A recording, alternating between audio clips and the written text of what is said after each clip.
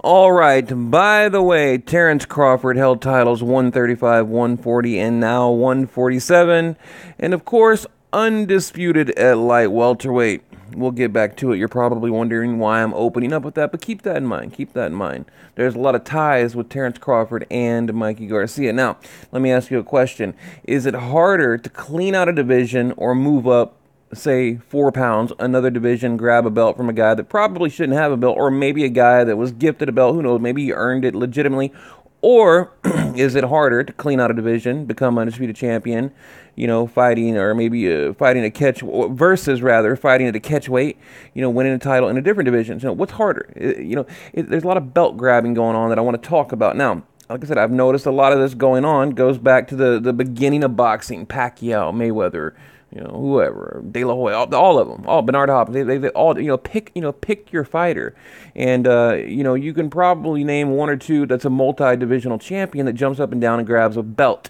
And I see that going on, especially with Mikey Garcia, even Lomachenko, which we'll talk about. So now, like I said, it seems like Garcia is following that same blueprint. So, I've listened to other channels talk about Mikey Garcia. I've read all the articles and pretty much come up with my own opinion. I think, first of all, I think Garcia is a great talent.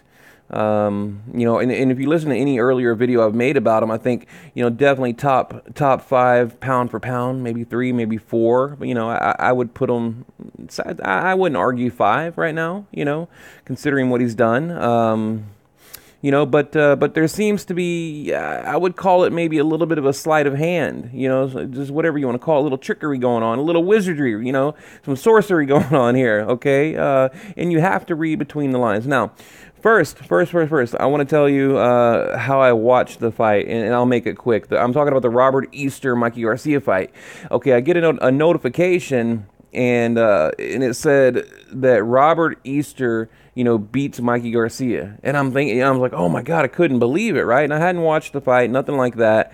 So, I go and I watch it, and as I'm watching the fight, I'm like, there's no way. How did he win? Like, Mikey Garcia is clearly winning. After like the second, third round, he started to take over and he had the knockdown. I'm like, how in the hell I'm like, these judges are corrupt. Boxing is corrupt. And, of course, turns out, I don't know how I think I misread the notification. So, out of all the fights I've ever watched, that's never happened to me where I went into a fight, thinking that I knew the outcome and I didn't, so. Hang on, somebody's texting me.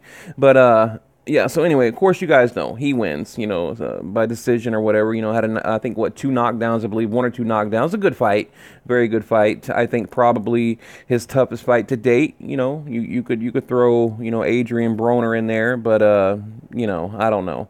And actually, someone in my group earlier asked me that question, who's the best name on his resume? And I had to say Adrien Broner or Robert Easter. So, look, let's break down a career, okay? Wins his first world title, 2013, beats Orlando Salido for the WBO at featherweight, then loses the title because he can't make weight. Remember, he won the title and then lost it on the scales in the very next fight. Okay, goes on, beats Roman Martinez for the WBO super featherweight title, 2013, then has 1 title defense against Burgos. Okay, 1 title defense. Okay, then he's going on to fight Gamboa, but Garcia turns the fight down. No longer wants to be with Top Rank. Feels he's not getting paid, although he was getting like over $1 million. Okay, so now remember what happened. He turns down the Gamboa fight because he's having trouble with Top Rank. And Terrence Crawford steps in, saves the day, and that was like a career-building fight for Terrence Crawford, although we know Gamboa was way too small in that fight. But, whatever. Crawford took advantage of the situation, more power to him, okay?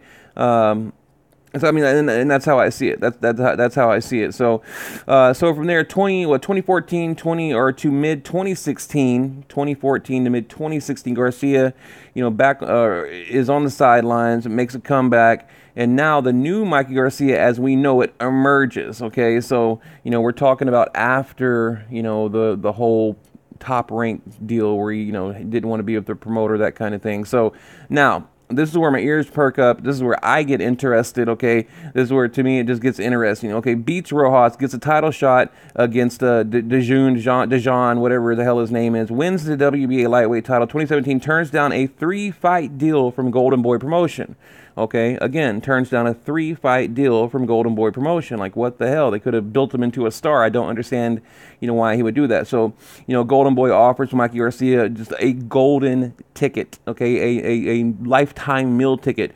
50-50, right down the middle, no strings attached. Mikey Garcia versus Linares.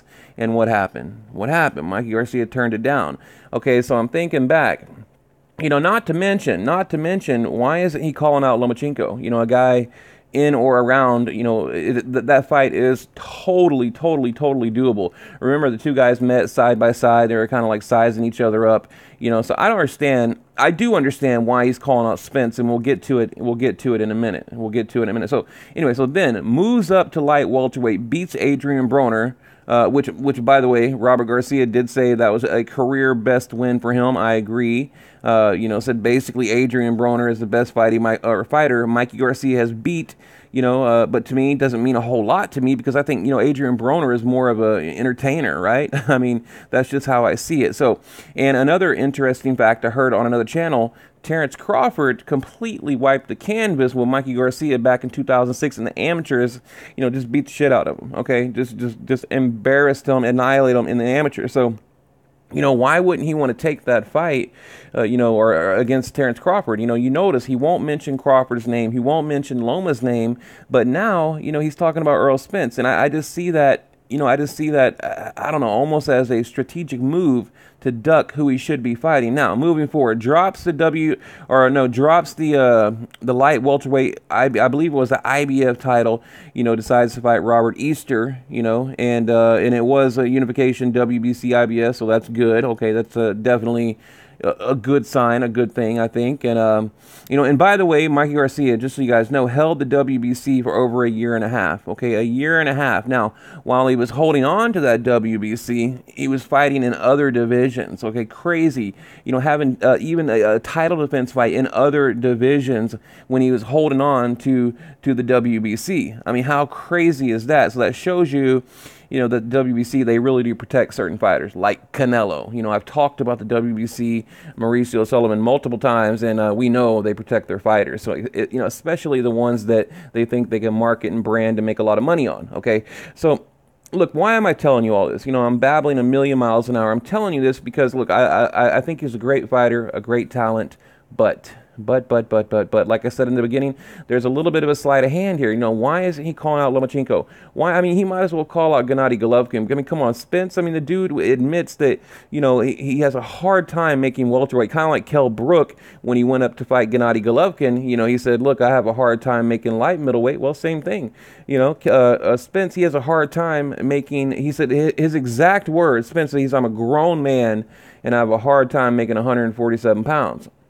Therefore, he balloons up to damn near a middleweight on fight night. So, you're going to have basically, Mikey Garcia versus a middleweight if the two were to enter the ring together in a contest, okay? And it's crazy to me, but I think I really believe that he said that. It's so outlandish, and I think it takes the shine and the attention off who we really should be talking about, which is Lomachenko. And that's really the whole point of the video, and I gave you guys a little bit of history. Even with Terrence Crawford, multiple opportunities to fight Terrence Crawford, turned it down even after Terrence Crawford beat him, and Terrence Crawford is with Top Rank. You would think that Mikey Garcia would want a little bit of vengeance, he'd want a little bit of payback to Bob Arum, getting there and beat the rising star Terrence Crawford, okay? Well, now ESPN, whoever he's with now, ESPN, I guess. So, but either way, he's still with Top Rank.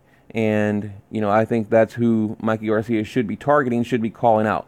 Loma, well, anyone, any top 10, top 5, from 135 to 140, what the hell is he calling out Spence? I think it's crazy. Like I said, to call out Kovalev, dude, and look, I've seen the videos. There's videos on YouTube where Mikey Garcia, he's in the ring with light heavyweights and all that, and he dropped this dude, and then the big bodybuilders coming there. So he's, I know that, you know, in the gym, he's had a lot of gym wars against guys that are a lot bigger than him, and you know, he did pretty good against them, and I like that. Like I said, I like Mikey Garcia. I'm not trying to dog on the dude, but I don't know. It's just crazy to me how people are he's like #1 pound for pound. He says, you know, like how I don't know. I don't really agree with that right now.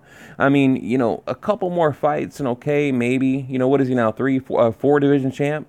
You know, I think what's Loma now? 3 division, and I believe he was he's the fastest boxer to get 3 belts in 3 different divisions in boxing history. And then, of course, Mikey Garcia, you know, tying Manny Pacquiao, Marquez, and I want to say Mayweather. You know, so these guys are breaking records like left and right. You know, so I commend them for that. I love that they're trying to, you know, fight the best, I guess. But I see him taking a wrong turn here, like wrong turn. You know, I wish he can go back in time and take that comment back about Spence. And you know, it's almost comical. I mean, do you think it'll happen? I don't. I really don't. Now, when they asked Spence, you know, what he thought about it, you know, he seemed to be, you know, pretty serious about it. You know what I mean? He said, it's a big fight. It's the biggest fight I can get right now, Spence said. It's a huge fight. It's an easy fight to make. Showtime is on board. Our management is on board. This year, hopefully November or December. Okay. Now it goes on to say Garcia has won world titles in featherweight, junior lightweight, and in February outpointed Lipinets for a junior welterweight. So yes, 4 division champ.